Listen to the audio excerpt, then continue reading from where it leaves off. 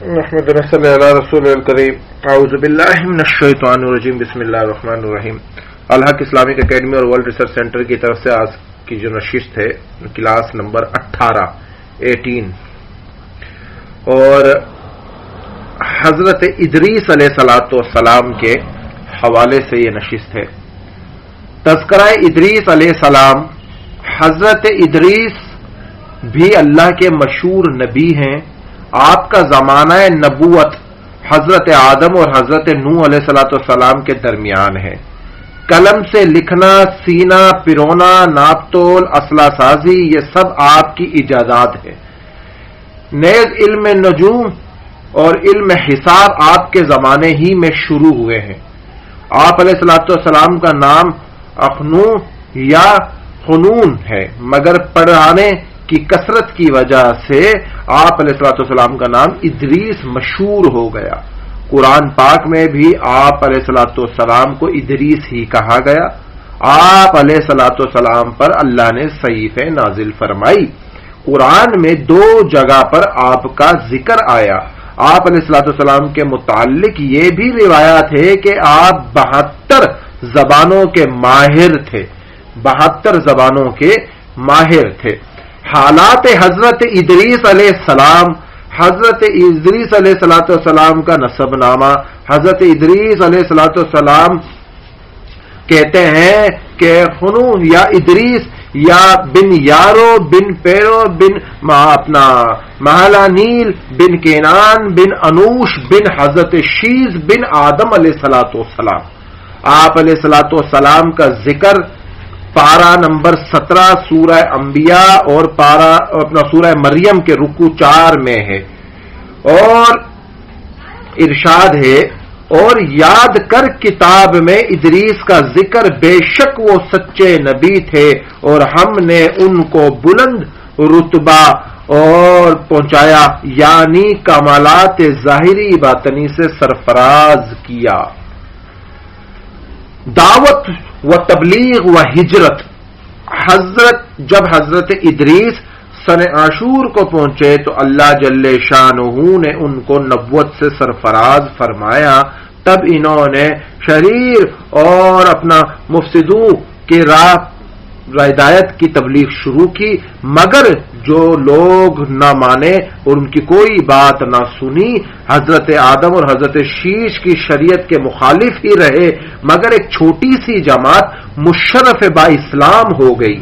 پھر حضرت ادریس وہاں سے ہجرت کا ارادہ کیا اور اپنے تابع داروں کو بھی ہجرت کی تلقین کی۔ یہ بابل میں رہتے تھے۔ بابل دجلہ اور فرات کے کنارے سے سرزب اور شاداب تھا۔ بابل عراق مشہور شہر تھا جو فنا ہو گیا۔ اچھا مریم عبدالحد یہ نام لکھ لو، بابل شہر اور فرات اور کے قریب ایک گاؤں شہر، اس کی میں پھر ویڈیوز اور فوٹوز بھیج دوں گا انشاءاللہ۔ اپنا فنا ہو گیا، ختم ہو گیا، جو مشہور تھا۔ لوگوں کا جی نہ چاہتا تھا کہ اس بہترین علاقے کو چھوڑ کر جائیں، لیکن حضرت ادریس نے لوگوں کو تسلی دی کہ اللہ جل شانہ کی راہ میں تکلیف اٹھاؤ، اللہ تعالی کی رحمت وسیع ہے، اس کا نعم و بدل ضرور عطا فرمائے گا۔ تم ہمت کرو، خدا کے حکم کے سامنے سر جھکاؤ۔ جب مسلمان اس بات پر راضی ہو گئے تو حضرت ادریس ماں ان مسلمانوں کے مصر کی جانب روانہ ہو گئے۔ مسلمانوں نے اپنا رود نیل کی سرزمین کی شادابی دیکھی تو بہت خوش ہو گئے۔ پھر حضرت ادریس علیہ السلام نے فرمایا، بابلوں یہ تمہارا بابل کی طرح شاداب مقام ہے، کوئی بہترین جگہ نیل کے کنارے منتخب کر کے ٹھہر جاؤ۔ حضرت ادریس علیہ السلام نے مصر میں خدا کے احکام جاری کرنے شروع کر دیے۔ حضرت ادریس ہر قسم کی زبان بھی جانتے تھے اور لوگ بھی مختلف زبانوں والے تھے۔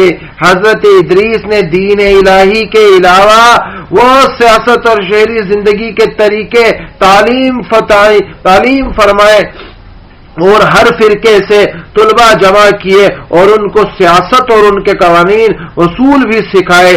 جب یہ اپنا طلباء کامل ماہر ہو گئے، اپنے اپنے قبائل کی طرف لوٹے، تو انہوں نے شہر اور بستیاں آباد کی، مدنی اصولوں پر بسایا زندگی اور شہروں کو، اور شہروں کی تعداد کم و بیش 200 کے قریب تھی۔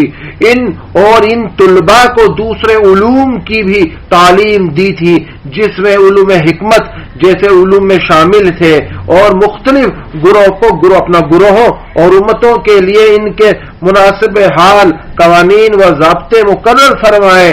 تمام ملک کو 4 حصوں میں تقسیم کر کے ہر حصے میں ایک حاکم مقرر کیا، جو اسی حصے کی سیاست ملوکیت کا ذمہ دار قرار پایا۔ آپ علیہ السلام نے تمام حاکموں کو اپنا حاکموں سے ارشاد فرمایا تھا، تمام قوانین سے مقدم شریعت کا وہ قانون رہے گا جس کی تعلیم وحی کے ذریعے سے مجھ تک دی گئی ہے۔ پہلی بات کہ جو لوگ کہتے ہیں علماء کا سیاست میں کیا کام، تو سیاست تو انبیاء نے بھی کی ہے، مگر یہ جس سیاست کو سیاست آج کے لوگ بولتے ہیں، یہ سیاست نہیں ہے، یہ مال بٹورنے کا ایک ذریعہ ہے، پاور کا نشہ ہے، شہرت کا نشہ ہے، دولت کا نشہ ہے، اور یہ لال بتی والی گاڑیوں کے اندر ایک ایٹیٹیوڈ، اس کا نشہ ہے۔ تو یہ جو آج کے دور کی سیاست ہے، یہ وہ سیاست نہیں ہے، مگر جو علماء چاہتے ہیں کہ اس دور کی سیاست اور اس دور کی خلافت کو ہم زندہ کریں، تو پھر یاد رکھیں کہ جب گھر کو صاف کرنا ہوتا ہے تو جھاڑو بھی لگانی پڑتی ہے، ہاتھ بھی گندے ہوتے ہیں، کردار بھی گندے ہوتے ہیں لوگوں کے، الزام تراشیاں بھی ہوتی ہیں۔ اسی وجہ سے جب علماء سیاست میں آتے ہیں تو بہت سارے لوگ تنقید بھی کرتے ہیں، بہت سارے لوگ تبرہ بھی کرتے ہیں، بہت سارے لوگ ان کے اوپر الزام تراشیاں بھی کرتے ہیں، کردار کشیاں بھی کرتے ہیں، ان کو برا بلا بھی کہتے ہیں، مگر ہمیں اپنے علماء پر اعتماد ہے کہ ان کے لیے اللہ سبحانہ و تعالیٰ نے جو دین انہیں دیا ہے، علماء جو انبیاء کے وارث ہیں، وہ بالکل دین کی سرخ بلندی کے لیے کام کر رہے ہیں۔ بظاہر تو ہمیں ان کی کچھ قربانیاں نظر نہیں آتی، مگر حقیقت پر مبنی یہ بات ہے کہ علماء بہت کچھ کام کر رہے ہیں۔ خدا کی ہستی اور اس کی توحید پر ایمان لانا، صرف خالق کائنات کی عبادت کرنا، آخرت کے عذاب سے خلاصی کے لیے اعمال صالح کو ڈھال بنانا، دنیا سے بے اتفاقی اور تمام امور میں عدل و انصاف کو پیش نظر رکھنا، مقررہ طریقوں پر عبادت الہی کرنا، ایام بیاض کے روزے رکھنا، اور دشمن اسلام سے جہاد کرنا، زکوٰۃ ادا کرنا، اطاعت سے رہنا، اور کتے سور سے احتجاب کرنا، ہر نشے آور چیز سے پرہیز کرنا، یہ حضرت ادریس علیہ السلام کی تعلیم کا لقب لباب تھا کہ وہ بتاتے تھے کہ یہ کرو۔ حضرت ادریس نے اپنی امت کو یہ بھی بتایا تھا کہ میری طرح اس عالم میں دینی و دنیاوی اصلاح کے لیے بہت سے انبیاء تشریف لائیں گے، وہ ہر ایک بری بات سے روکیں گے اور پاک ہوں گے، 27 اور فضائل میں کامل ہوں گے باقاعدہ طور پر، اور مستجاب اور دعوت دیں گے لوگوں کو۔ حضرت ادریس کا حلیہ مبارک کہ وہ کیسے تھے، کیا تھا، رنگ مبارک گندم وہ، اور خوبصورت چوڑے کندھے، موڑے والے، مضبوط ہڈیاں، دبلے پتلے اور سرما گری چمکدار آنکھیں، گفتگو باوقار، خاموش پسند، سنجیدہ نظر، نیچی، انتہائی فکر و خوف کے عادی، غصے کے وقت سخت غضبناک باتیں کرتے اور باتیں کرتے وقت اشد کی انگلی سے بار بار اشارہ فرماتے۔ آپ علیہ السلام کی عمر مبارک 42 برس ہوئی، اور حضرت ادریس علیہ السلام کے بہت سے 15 وصائف اور آداب اور اخلاق کے جملے مشہور ہیں، جو مختلف زبانوں میں ضرب المثال ہیں اور مواضع اسرار میں ہیں۔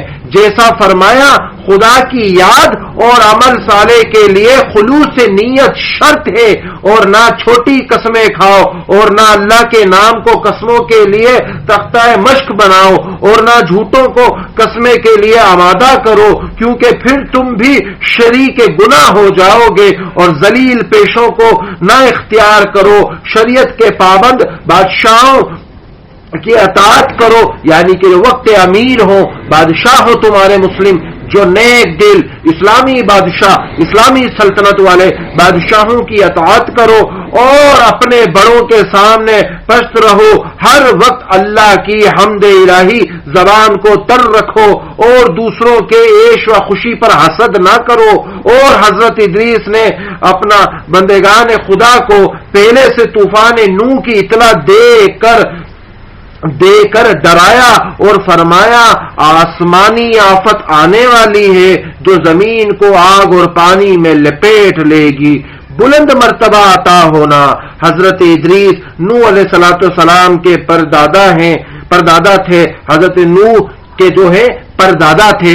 یہ حضرت ادریس علیہ السلام جو ہے ان کا لقب ہے، اور روزہ اکثریت اپنا درس صحاف آسمانی کے بہت صدیق نبی تھے، بہت بزرگ نبی تھے۔ آپ کے نام میں مختلف اقوال ہیں، اس سلسلے میں ہم ایک قول نقل کرتے ہیں۔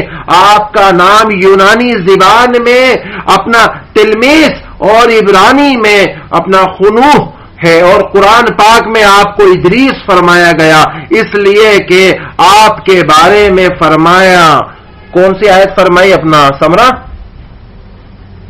رفعنا نہیں کہاں گم ہو گئی، چلو اس کے معنی اکثر مفسرین کے نزدیک یہ ہے کہ ان کو بلند مرتبے پر فائز کیا، اور مراد رفعت اور منزلت ہے، جیسا کہ حضور علیہ الصلوۃ والسلام کی نسبت میں آیا ہے۔ کون سا؟ ورفع آنا لکا ذکر، لکا ذکر جو آپ علیہ الصلوۃ والسلام کے حوالے سے نقل ہوا۔ اور ایک گروہ کہتا ہے کہ اس کے معنی یہ ہے کہ بلندی مقام پر اٹھایا، بعض کے نزدیک زندہ آسمان پر بلایا، جنت میں داخل کیا، بعض کے نزدیک آسمان پر بلایا اور پھر آسمان پر زندہ ہیں، اور اللہ ہی جانتے ہیں۔ حضرت ادریس پر 30 صحیفیں اتاری تھی، اور بہت علوم اور صنعتیں ان کے ہاتھوں پر ایجاد ہوئی تھی۔ حضرت ادریس حضرت نوح کے اجداد میں سے ہیں، حضرت نوح سے 1000 سال پہلے گزرے ہیں۔ قلم سے لکھنا، کپڑے سینا انہوں نے ایجاد کیا۔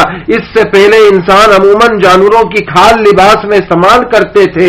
سب سے پہلے ناپ تول کے طریقے اسلحے کی ایجاد بھی آپ علیہ الصلوۃ والسلام نے شروع کی، اور آپ علیہ الصلوۃ والسلام نے اسلحہ تیار کر کے بنو قابیل سے جہاد کیا۔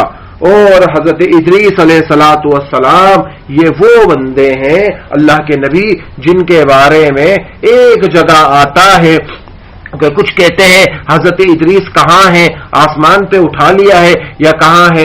ترجمے میں شیخ الہند رحمت اللہ علیہ نے لکھا ہے کہ ادریس علیہ السلام آدم اور حضرت نوح کے درمیان زمانے میں گزرے ہیں، اور حضرت ادریس علیہ السلام کو قرب عرفان کی بلندی مقام اونچی جگہ پر پہنچایا۔ بعض کہتے ہیں کہ حضرت مسیح حضرت عیسیٰ کی طرح وہ بھی زندہ آسمان پر اٹھائے گئے اور اب تک زندہ ہیں۔ بعض کا خیال ہے کہ آسمان پر لے جا کر روح قبض کر لی گئی۔ اس کے متعلق بہت سی اسرائیلیات مفسرین نے نقل کیا ہے۔ ابن کثیر نے ان پر تنقید کی ہے۔ حضرت ادریس علیہ السلام کا چیپٹر، ان کا سبق بھی ختم، ان کے حوالے سے بھی کہ ہمیں علم ہو گیا کہ حضرت ادریس کون تھے، کیا آئے، کیسے کام کیا، کیسے دعوت دی۔ اب انشاءاللہ زندگی رہی تو اگلا چیپٹر حضرت نوح علیہ السلام کا ہوگا، اور وہ پھر انشاءاللہ طویل ہوں گے، جن کا تاریخ میں جتنا ملتا ہے یہ صرف موٹے موٹے پوائنٹس اور ان چیزوں پہ کا بات ہم کر رہے ہیں تاکہ آپ لوگوں کو چیزیں علم میں ہو۔ جو کچھ کہا اللہ پاک ہم کو عمل کی توفیق عطا فرمائے، آمین۔